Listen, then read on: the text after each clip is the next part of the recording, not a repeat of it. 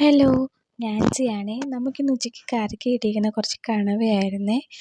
അത് റോസ്റ്റ് ചെയ്യാമെന്ന് വിചാരിച്ച് ഞാൻ വിചാരിച്ചു നിങ്ങളെയും കൂടെ ഒന്ന് കാണിക്കാമെന്നേ. അതെല്ലാം ഞാനൊന്ന് ക്ലീൻ ചെയ്തെടുത്തിട്ടുണ്ടായിരുന്നു. എന്നിട്ട് ഞാനത് കുക്കറിലോട്ടിട്ട് കുറച്ച് ഉപ്പും മഞ്ഞൾപ്പൊടിയും കൂടി ഇട്ട് ഒന്ന് വേവിച്ചെടുത്തേ. മീഡിയം ഫ്ലെയിമിൽ 4 വിസിലടുപ്പിച്ച് ഒന്ന് വേവിച്ചെടുത്തേ. വെള്ളമൊന്നും ഒഴിച്ച് കൊടുത്തില്ല, അതിനകത്ത് തന്നെ വെള്ളം ഉണ്ടല്ലോ.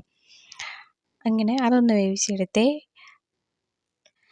അതൊന്ന് വെന്ത് വന്നപ്പോഴത്തേക്കും ഞാൻ വേറൊരു പാത്രം വെച്ച് കുറച്ച് എണ്ണ ഒഴിച്ച് കൊടുത്ത് എന്നിട്ട് അതിനകത്തോട്ട് കുറച്ച് കടുകും കുറച്ച് ഉലുവായും കൂടി ഇട്ടൊന്ന് പൊട്ടിച്ച് എന്നിട്ട് നമ്മുടെ കൊച്ചുള്ളിയും സവാളയും കൂടെ 2 സവാള എടുത്ത് ഞാൻ 2 പിടി കൊച്ചുള്ളിയും കൂടി എടുത്തിട്ടുണ്ടായിരുന്നേ.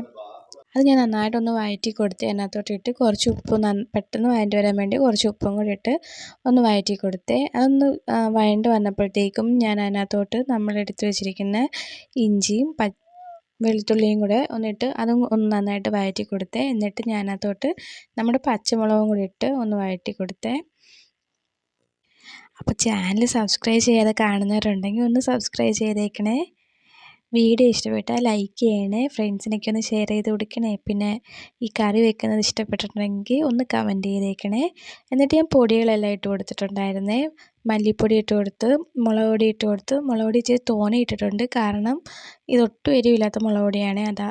പിന്നെ കുറച്ച് മഞ്ഞൾപ്പൊടി ഇട്ട് കൊടുത്ത് കുറച്ച് ഗരം മസാലപ്പൊടിയും കൂടി ഇട്ട് കൊടുത്തേ.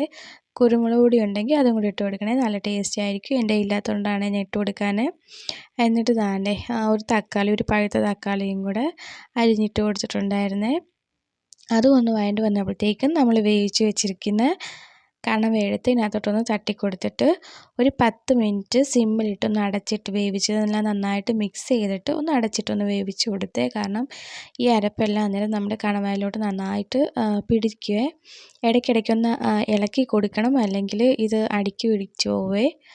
എന്നിട്ട് ദാണ്ട് ഈ ഒരു പരുവത്തിൽ ഞാൻ ആക്കിയെടുത്ത് അത് ഇരുന്ന് നന്നായിട്ടൊന്ന് ഡ്രൈ ആയി കിട്ടിയിട്ടുണ്ടായിരുന്നേ.